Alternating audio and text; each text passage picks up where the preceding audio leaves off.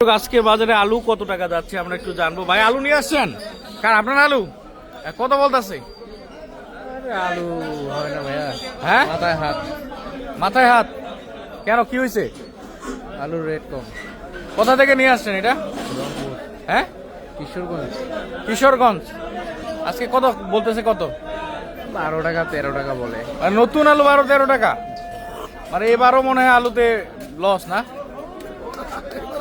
সব লস, সব লস। সব লস। এই যে কয় বস্তা নিয়ে আসছেন? নিয়ে আসছিলাম 110 বস্তা। 110 বস্তা। কয় বস্তা আছে? 40টা আছে, বাকিটা বিক্রি করছি। মানে এই দামে বিক্রি করছেন? 14-15। 14-15, মানে এর এখন আর দাম বলে না। মানে দর্শক বন্ধু দেখেন, এই যে আলুর যারা চাষ করছে তাদের যে এত খরচ হয়েছে, তারপরও যে এই যে ওনারা গত বছর যে এতটা লস হওয়ার পরও যে এই বছর আমাদের আলু দিছে, যে সুন্দর সুন্দর আলু উপহার, কিন্তু আসলে এটা অনেক ভাগ্যজনক বিষয় আমাদের। কিন্তু ওনাদের যে দুঃখজনক বিষয় আসলে এই আলুটার দাম যে এত কম থাকায় কিন্তু ওনারা আসলে অনেক ক্ষতিগ্রস্ত। যদিও আলুটা ছোট ছোট অবস্থায় উঠাইছে, কিন্তু এটা আরও হয়তো বা বড় হলে একটু টাকা পাইতো। তবে আলুর দাম যদি 10 টাকা 12 টাকায় চলে যায় তারা কিন্তু আরও অনেক ক্ষতিগ্রস্ত হবে, তাই না ভাই? মানে এই যে এই মুহূর্তে এই যে আপনাদের সার কিনতে হয়েছে অনেক টাকা দিয়ে। সার বিঘা প্রতি 40,000 টাকার কিনে লাগে। 40,000 টাকা, মানে 40,000 টাকা যদি আপনি আলু বিক্রি করে, এই যে আপনার তো এখন সারের টাকায় উঠবে না,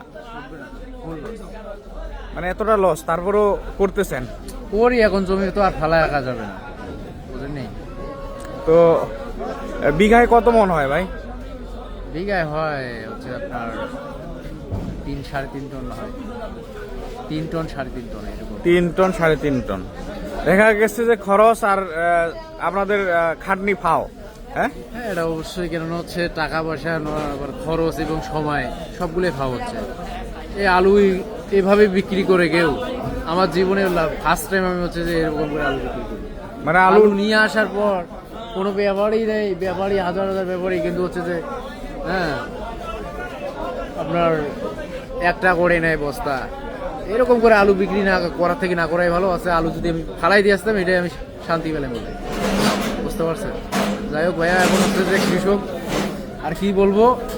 আচ্ছা আচ্ছা, আমরা আসলে কি বলবো, যারা আসলে আলু চাষ করে ওনাদের মুখের দিকে তাকানো যায় না, তারা আসলে এতটা 2 বছর ধরে যে এতটা ওনারা লস হয়ে আছে, আমরা না বুঝলেই বোঝা যায় না। তো এই পাশে একটু পেঁয়াজের বাজারটা গেলে আমরা বুঝবো আজকের বাজার। পেঁয়াজ কত টাকা যাচ্ছে দেখছি, এটা কিন্তু কাটা হয়ে গেছে। ভাই এটা কয় টাকা কাটা হইলো? কত মানে